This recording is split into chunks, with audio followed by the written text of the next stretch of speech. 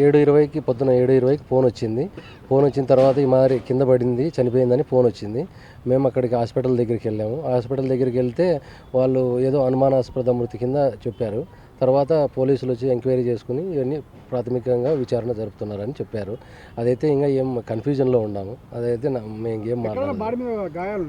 అయితే ఇక్కడ తలకైతే ఇక్కడ రక్త బ్లీడింగ్ అయితే లేదు, కానీ కొట్టినప్పుడు ఇక్కడ ఎంత బుడపలు కట్టేసి ఇదయింది.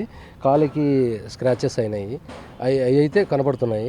ఇంటర్నల్గా ఏమున్నది అనేది మనకు తెలియదు సార్. అది లేరు, ఒకటి ఒంటరిగానే బయటికి వెళ్ళిందని చెప్తున్నారు. అయితే ఒక అక్కడ నుంచి ఒక ఆటో వస్తుంటే వంకరేజ్ కాలువ అనే దగ్గర నుంచి వాళ్ళు ప్యాసింజర్లు ఉంటే ప్యాసింజర్లు దించుకొని వేరే అతను అయితే మాకు ఎవరో తెలీదు, అతను వచ్చి ఈమెకి ఫిట్స్ వచ్చినాయి, ఇట్లా పడిపోయిందని చెప్పేసి ఆటో తీసుకొని వచ్చి గవర్నమెంట్ హాస్పిటల్లో, పామిడి గవర్నమెంట్ హాస్పిటల్లో చేర్చారండి. చేర్చిన తర్వాత అతను ఎప్పుడైతే డాక్టర్ వచ్చి చెక్ చేసిన తర్వాత ఇది పోలీస్ కేసు అవుతుందంటనే ఎవరైతే తీసుకొని వచ్చారో ఆటో అతను వచ్చాడు, అతను హెల్ప్ చేశాడు, పోయినాడు. ఎవరైతే ఇంకొక వ్యక్తి ఉన్నాడో అతను అక్కడ నుంచి ఎస్కేప్ అయినాడు. ఎస్కేప్ అయ్యి వీళ్ళేమంటున్నారు పోలీసులు, వాడే వచ్చి సరెండర్ అయినారంటున్నాడు. అది ఎంతవరకు నిజం అనేది మనకు తెలియదు సార్. మేము పోయేటప్పటికి అమ్మాయి అయితే హాస్పిటల్లో ఉన్నది. మా మేనకోడు అతనైతే బంధువు కాదు, మేము రెడ్డిస్. అతను ఎవరైతే ఉండారో ఉప్పర భాస్కర్ అని ఉంటున్నారు, వాళ్ళు ఉప్పరోళ్ళు, మేము రెడ్డిస్.